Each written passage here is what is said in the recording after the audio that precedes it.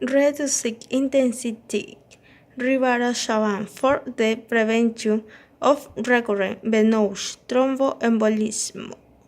Definition. Introduction.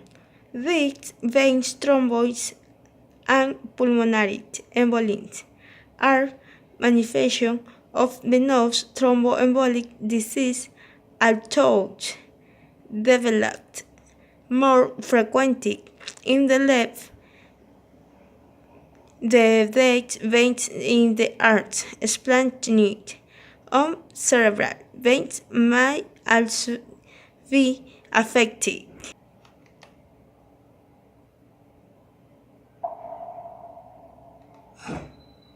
Deep vein refers to the veins that typically run between muscles as they travel back towards the heart, as opposed to the superficial veins that you can see on the surface. And thrombosis refers to a blood clot. So a deep vein thrombosis, or DVT, is a blood clot in one of those deep veins. Normally, blood makes it back to the heart from all the tissues and organs through a network of veins that merge over and over. Superficial veins drain blood into deep veins, which rely on the skeletal muscle pump to move blood forward. The way this works is that the surrounding skeletal muscles compress the veins. Concept there with time. Venous thromboembolism is association with heat, morbidity, and mortality. The important risk factors of venous thromboembolic disease are sugar, immobilization, and cancer.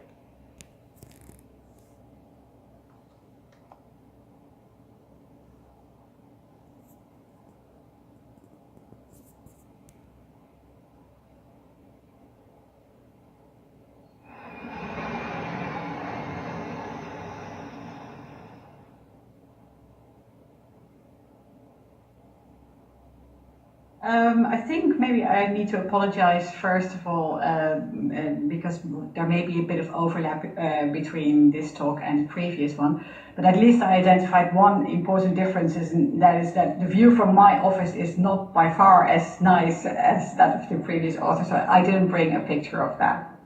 I have no disclosures. So I'm sure you're all aware that the risk of recurrence, when you're studying risk of recurrence of venous thrombosis, is very different from that of a first event. So first of all, the risk is much higher. It's about 50-fold higher. Closing and symptoms the gut.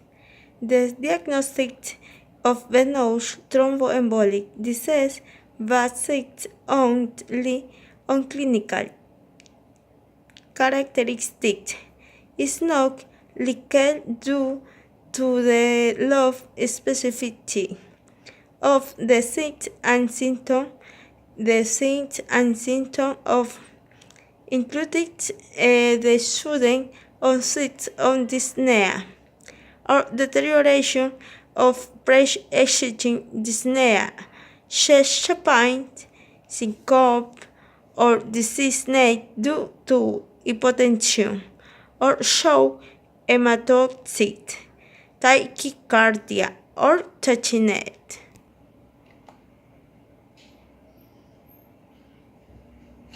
Hi, this is Andrew Wolf. In this video I'm going to talk about the pathophysiology of thromboembolic disease, in particular deep vein thrombosis. So here I'm going to draw a vein, and in the vein is lined with endothelial cells. And then, of course, on the inside of the vein, blood is flowing. Now, in order to understand Epidemiology.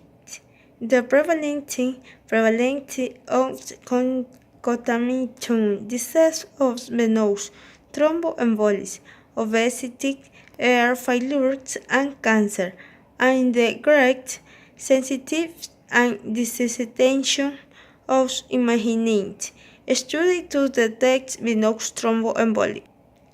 Conclusion: this is a study that provides net information in the field of great interest for routine practice. hand that their trial provides evidence regarding the effects of the use of Rivaroxaban as prolongation of antithrombotics, reacting in patients at risk. In the study, patients with secondary thrombotic pneumonia, which included not only in patients with unprovoked thromboembolism, such as the amplified X study in the which Rivaroxaban was used at low doses. Important high-yield topic called deep venous thrombosis, also abbreviated DVT. And DVT is a very, very high-yield topic, so I'll try my best here. Well, what is DVT? It is a blood clot, and blood clots, the more scientific term, of course, is known as a thrombus. And it's a blood clot that most commonly occurs in the legs, either presenting in the calf or thigh. And the reason it's so important, and the reason that it should be taken very seriously, is that as much as 50%, and that actually is very high, because I thought